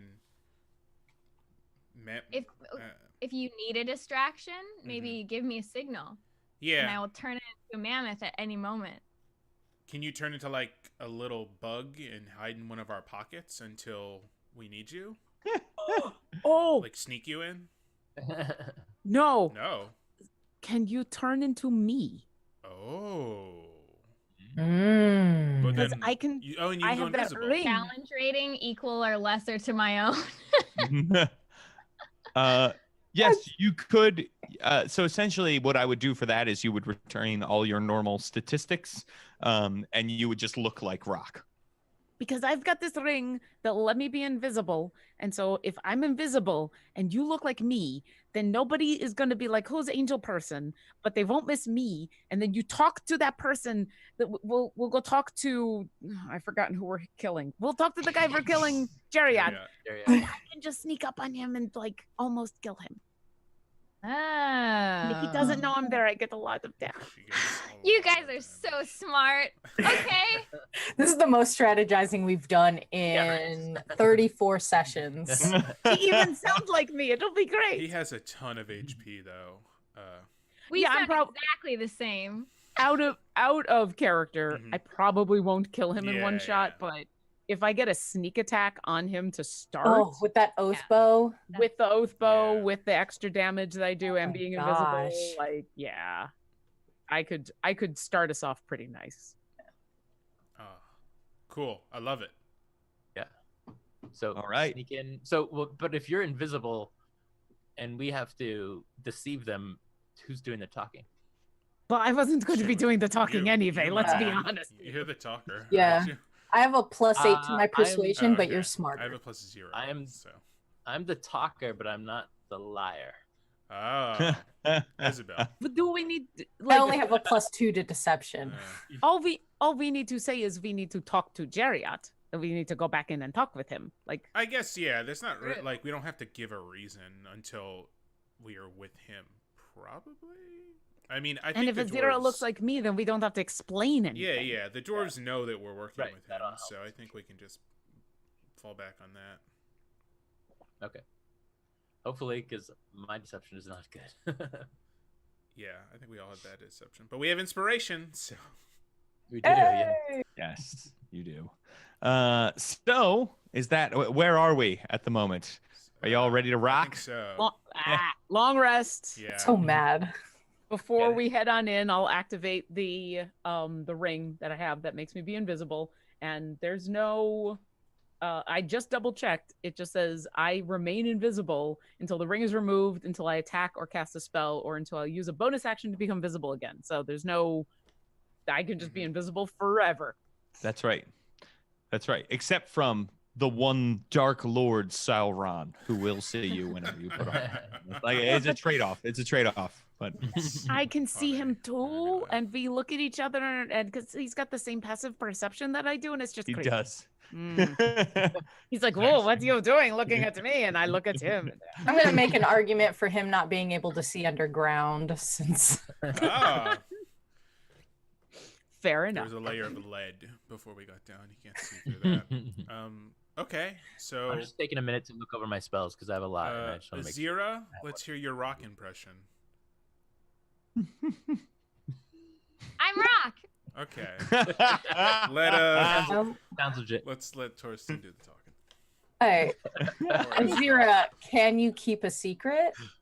No. Oh, it's pretty good. Oh, yeah, pretty good. Pretty good. This is pretty This good. had to be perfect. Going really well, yeah. This is going way better than I thought it would. She's a better me than me. Very method. Definitely. All right. Yeah. And Let's I do it. polymorphed into Rock now, and I'm like, ugh, the feathers are so dirty. Sorry, we'll yeah, play later. Itchy. Yeah, you look like a rock. Exactly, pretty much. You look exactly Gosh, like Rock. please give Rock an adorable parrot voice. The difference is you are holding an enormous gold mace on your back. You might want to hide that. I don't usually use those kind of things. I don't know if anyone will notice, but I like hold it out. Like, where do I put this? Oh my God. I so love that we're you now are- traveling with Hawk Girl. As your weapon is kind of bound to you, and you're able to store it if you want in an extra dimensional space, and you can just bamf it into your hand whenever. Nice. Neat. Oh yeah, I do that. Dude, I forgot about that. You. all right. Uh, I have so- one last. Folds it sorry. up, puts it in a pocket. Go ahead. I have one last question for the DM before we do this, because I hope this is the kind of thing that Rock would know. So my insightful fighting, where I do the thing where I insight somebody and they have to roll a deception check. Do they know that's happening, or is that just me trying to read them while they are trying not like? I think because it's a rogue ability, I would think it's more the latter, right? That when you're fighting, no matter who's looking at you, whether you know it or not, you're trying not to show what your weaknesses are, right? Yeah. And so I would say that's the idea, is that the deception check is not about actively fooling you specifically, but about just not showing weakness in general, because that is typically a bad idea. Okay. I just want to double check that before we go in there and I try to incite him and he's like, I mean, "Who's that must be a question for so many rogues, right? Because Yeah, rogues, right. even if they're not invisible, they're hiding. So Yeah. a lot of the time. So I think I'm going to say that is the intent of the rule. Boom. Listen, all I care about is what you say. I don't care what the rules say. Oh, Whoa. I'm sending that clip to Jeremy Crawford. And Jeremy Do will it. go, you're her DM, then Yeah. you're correct. Right. That's true. That is true. So Do what does it. Torsten know about pit fiends? So basically, I'm trying to decide if I should. You can make an Arcana check. Yeah. So that's a 29. All right. Tristan knows a lot about pit fiends. It's weird. It's from his like goth phase that he had as a You teenager. know your enemy, Eldath. No, he was a spiritual warrior. He did like missionary camps and stuff. Oh, yeah, and he warned You can people tell. about Yes, the careful. dangers of pit fiends. Yeah. He handed out pamphlets for mazes and monsters. So pit fiends, have the typical devil immunities of fire and poison, and they are also they have resistance to bludgeoning, piercing, and slashing damage from non-magical attacks that are not silvered. So you need either a silver or magical weapon, which all of you have. Azira, your angelic weapons feature makes your weapons magical. So that's pretty dope. So anything you use is technically a magical weapon, Azira. You know that they are essentially the most powerful type of devil before archdevils, right? That the devilish, the infernal hierarchy means that pit fiends are pretty much at the top. So these are very powerful individuals. You also know that they can cast fireball at will, and that they can summon a wall of fire and paralyze people with just a look. In combat, they have a very intense fear aura, and little known fact about pit fiends, their bite is poisonous. So there you go. Well, I cannot be poisoned, so bite away, sir. All right. Well, I don't like all those spells, so I think I'm gonna go for glow of invulnerability instead of sunbeam. That's what I want to know. Got it. Nice. All right. Any other questions? Do they have any what is it? Like if somebody has radiant on them, does that hurt them more? Vulnerabilities? They have no vulnerabilities. They are resistant to cold damage too. I think I said that, but in case I didn't, I'll throw that out there. We should probably mention that to Isabel because that's what her new fun weapon. Yeah, I mean resistance isn't immune, so it's still worth little extra damage. And so just before we're kind of ready to go, I will tell a story of Eldath defeating some greater demon devil. And everybody gets was it 19 temporary hit points. Woohoo! Okay, everybody gets 19 temporary hit points 20 now. 20 for being super awesome, and for Torsten being super awesome. For Eldath, that's right, at Eldath being awesome for telling great stories. Thanks. That pushes me almost to 200 hit points. Ooh.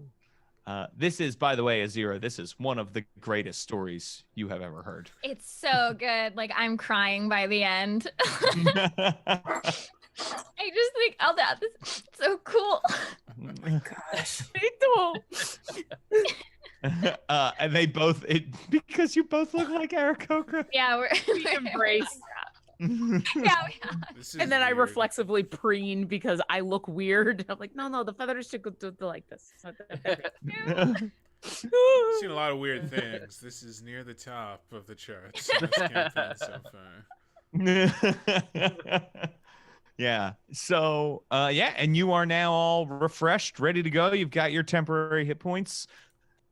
You are in the Nexus here. And Azira, just so you know, this is a Nexus of doors. You see one door has a bunch of symbols on it. That is the door that is clearly demarked kind of as Zancrown's cell.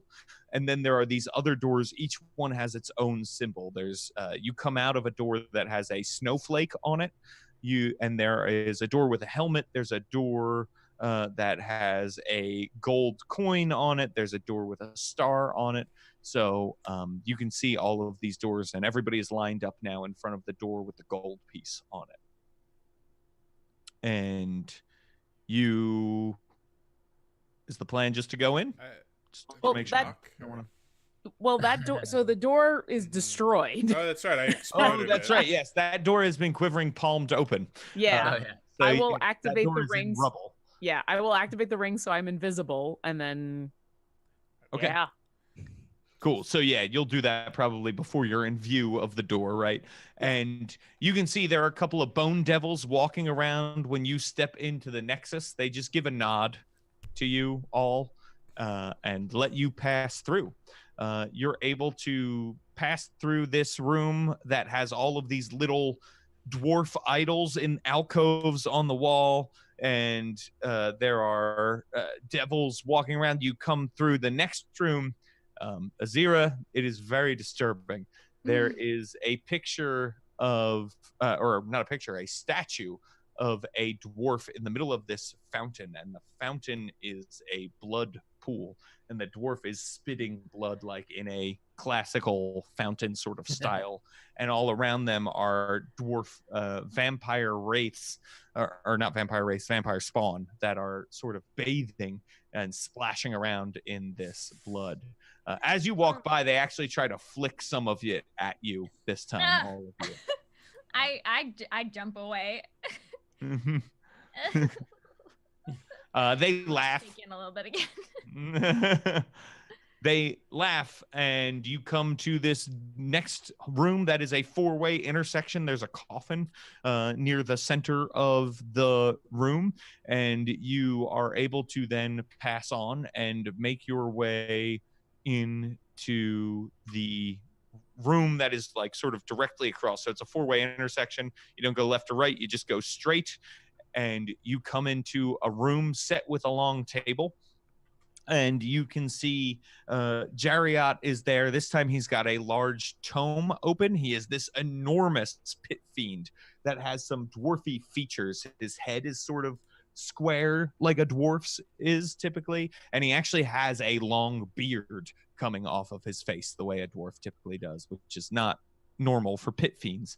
You can see he also has these 3 imps that are flying around his head. They're sort of chasing each other. Occasionally they land on his shoulders and stop to read what he is reading, and sometimes he'll, if they get too close or like bother him, he'll just push them away like you would a cat or something. And he's at the end of this long table. So do you all walk into the room? I would like to sneak into the room. I may be invisible, but I think there might be reason to sneak. Okay. Go ahead, Rock. Make a stealth check for me. It's a 21. Okay.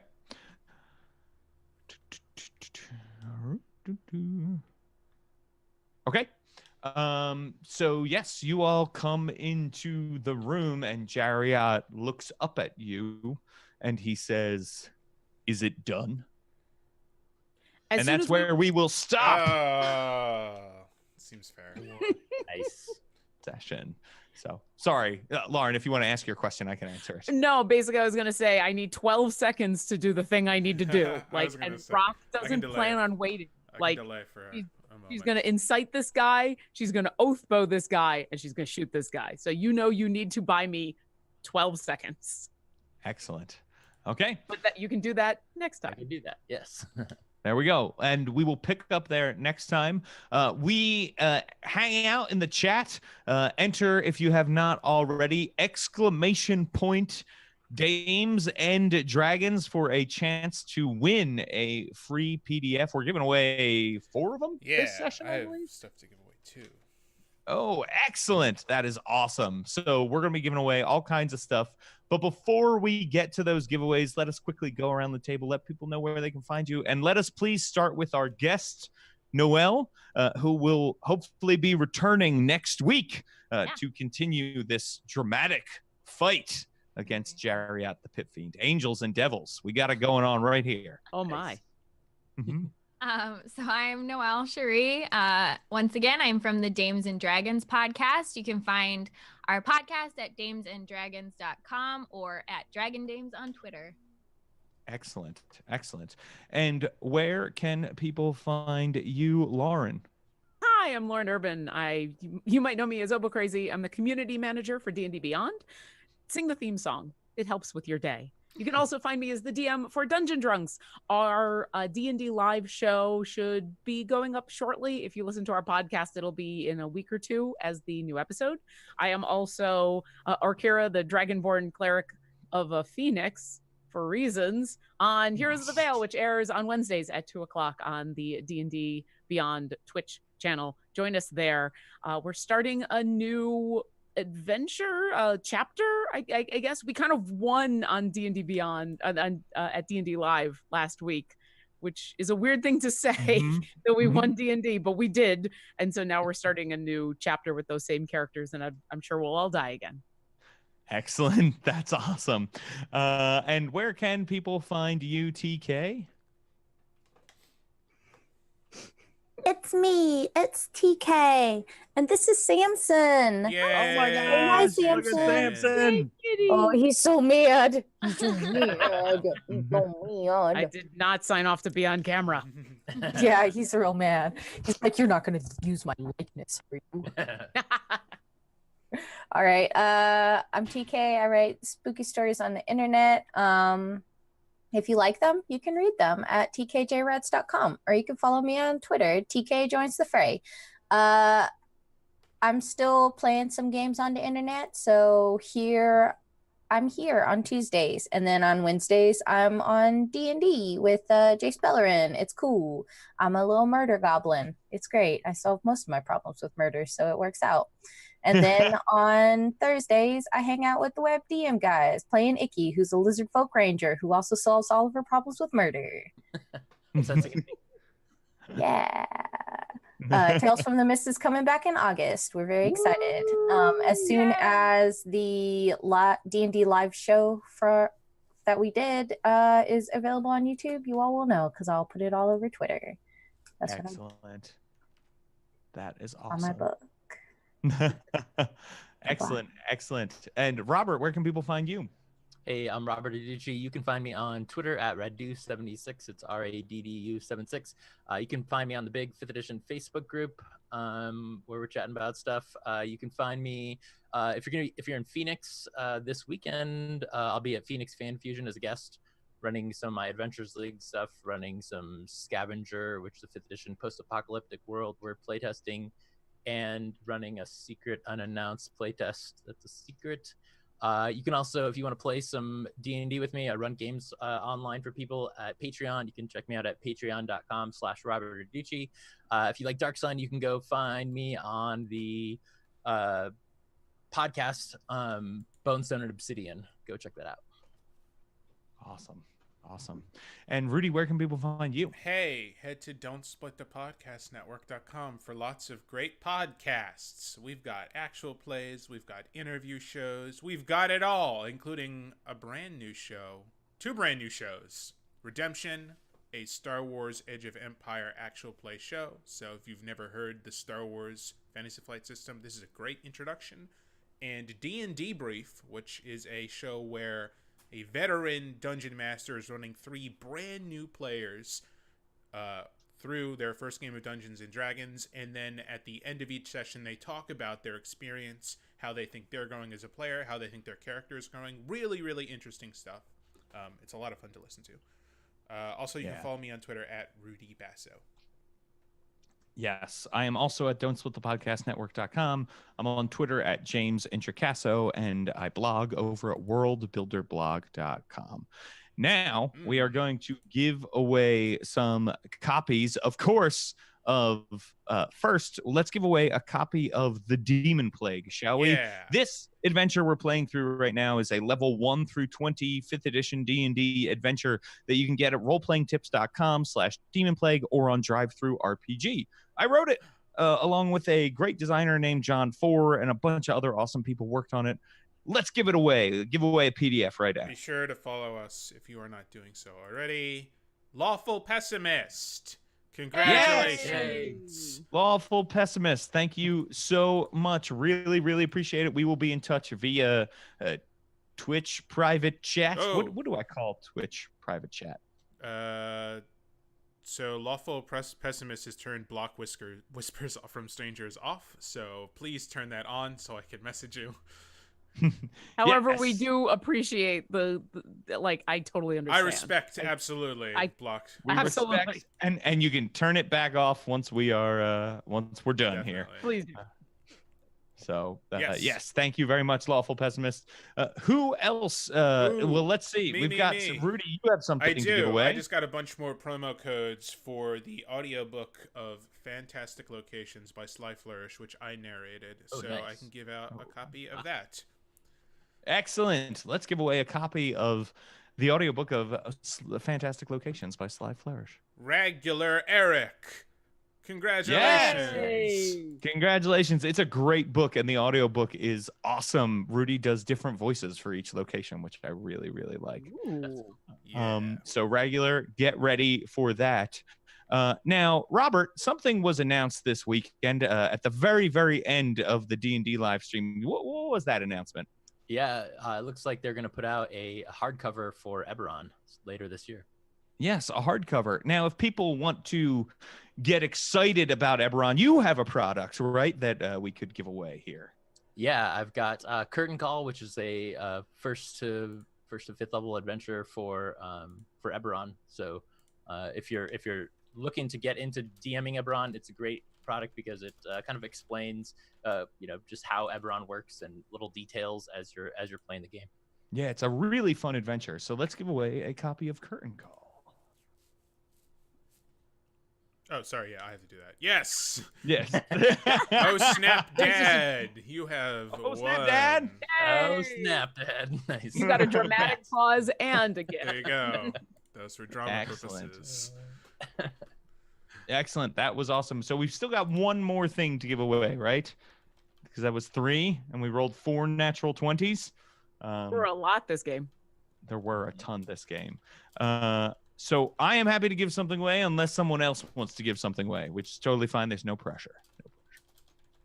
All right, cool. Yep, go for it. It's all you. Will give away a copy of the Adventure Atlas. Let's do it. Going hard. Wow, yeah, that's a biggie too. Yeah. Yes. Charlie M 2020. Yay! Boom. So we will send that. Oh no. By way of the DMs Guild. Is he gone? Hello, am I here? Sorry, Yeah. my internet hiccuped, and when my internet hiccups, that's a problem. Everybody's internet exactly. Got the it. whole system goes down. So yes, Charlie M, we will be in touch. We'll send it to you once we get your DMs Guild email. So yeah, that is it for this session of the Demonplague. Join us next week when Noelle will also be here, special guest. Yay. Thank you very much. Everybody go listen to Dames and Dragons. It is a great podcast, super fun, and a super proud, well, I don't know if they're proud, but we're proud to have you on DSPN. We're so proud to be on DSPN. Wow. Proud wow. Okay. Jeez. Let's end on that note. Don't let the demons bite, everybody. Bye. You did it.